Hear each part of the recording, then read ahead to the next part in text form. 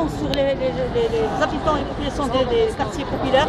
Ils sont allés les menacer et leur ont demandé de ne pas sortir. Il y a eu donc la télévision, la radio et aussi le Facebook et l'Internet qui a été utilisé d'une façon illégale pour dire aux gens que c'est reporté, il n'y aura plus de manif. Donc il y a cette pression, et puis la pluie de ce matin, et quand même il y a des gens qui sont sortis. Je dis bravo aux jeunes qui ont fait appel à cette manifestation, et je suis sûr que ce n'est qu'un début et qu'on va continuer. Alors justement, qu'est-ce qui s'est passé exactement? Il y a une association de blogueurs qui a décidé donc de retirer son appel, et vous avez enchaîné, vous avez fait des communiqués pour dire que l'appel était maintenu? Non, les jeunes, on a juste fait des contacts entre les jeunes. Vous pouvez commencer à me dire hier après-midi, voilà ce qui s'est passé. Alors hier après-midi, quand les jeunes ont vu ça sur la télévision, ils ont été furieux et on a juste fait des contacts avec d'autres journalistes pour démentir, pour dire que ce n'est pas vrai. Je crois qu'Al Jazeera a fait passer quelque chose en disant que la marche est maintenue. Et puis, malgré ça, donc, l'essentiel c'est que les gens sont là. En tout cas, malgré cette désinformation, cette pression, c'est des méthodes très dépassées. Il faut que ces gens qui gouvernent, qui comprennent que les Marocains n'ont plus peur de la pression des autorités. Les Marocains, à partir d'aujourd'hui, ils ont décidé de prendre la parole et de demander leurs droits. Ils vont aller jusqu'au bout, jusqu'à la réponse des autorités et de l'État marocain au peuple marocain. Alors qui peut répondre à ces revendications? Le gouvernement? On appelle tout le monde, toutes les personnes qui ont un pouvoir. Ils sont appelés à répondre à ces revendications. Donc chacun de son côté, chacun sait ce qu'il peut faire.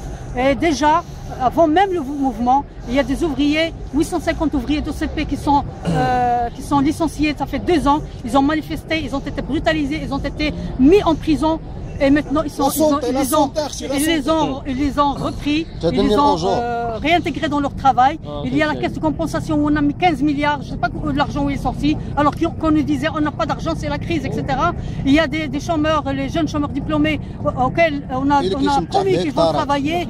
Donc, et il y a le ministère de la Justice qui font grève depuis des mois. On leur a dit qu'on n'a pas les moyens de répondre à vos revendications. Maintenant, ils ont répondu à ces revendications, ils ont même changé la loi d'un seul coup pour répondre à ces revendications. Donc quand il y a la pression, ça paye. Quand il y a de la pression, de la mobilisation, l'unité surtout, ça paye et ça donne des résultats. Et je suis sûr que ça va donner des résultats. Surtout, je salue tous les partis politiques, toutes les organisations qui sont venues aujourd'hui ici sans lever leur nom. Toutes les partis, toutes les associations ont décidé de ne pas s'afficher. Donc tout le monde est conscient de l'unité. L'unité, c'est notre force et je crois qu'on est conscient à partir d'aujourd'hui qu'on va rester unis jusqu'au bout. Donc vous dites que les partis ont appelé à ne pas venir, mais que des militants se sont déplacés? Non, il y a des partis qui ont appelé à venir, pas tous. Il y a des partis qui ont décidé de ne pas venir, des associations qui ont décidé de ne pas venir. Il y a d'autres qui ont décidé de venir. Lesquels? Je ne peux pas dire des noms, ne pas dire d'autres noms. Mais je sais qu'il y a des collectifs, par exemple. Des associations civiles. Oui, 14 associations. Au niveau des partis. Au niveau des partis, je sais qu'il y a le collectif le RGD, le Rassemblement démocratique de gauche. Je crois qu'il a appelé. Il y a aussi le collectif des partis de gauche, et il y a des jeunesses, par exemple la jeunesse Tihadi, un certain nombre de jeunes qui appartiennent à cette jeunesse. Il y a le mouvement, la jeunesse des islamistes, le Adl Ihsan.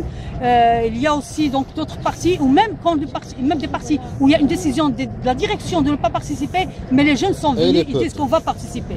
Donc je crois qu'il y a une conscience, et c'est un moment où on saura qui est avec le peuple, qui est contre le peuple. Et le peuple sur la décision des directions des partis de ne pas participer? Eh bien, qu'il soit responsable. L'histoire va bientôt démontrer qui a raison, qui n'a pas raison. Et chacun décide ce qu'il veut. Il est libre de décider ce qu'il veut. Mais on saura très bien qui a raison par la suite. Mais pour être précis, donc vous pouvez reprendre cette idée. Donc les dirigeants de partis ont appelé à ne pas participer à la manifestation. Donc quelle est votre réaction? Vous pouvez reprendre ces termes-là. Oui, j'ai dit que les directions des partis politiques, il y en a qui ont décidé de ne pas participer, qui l'ont dit officiellement.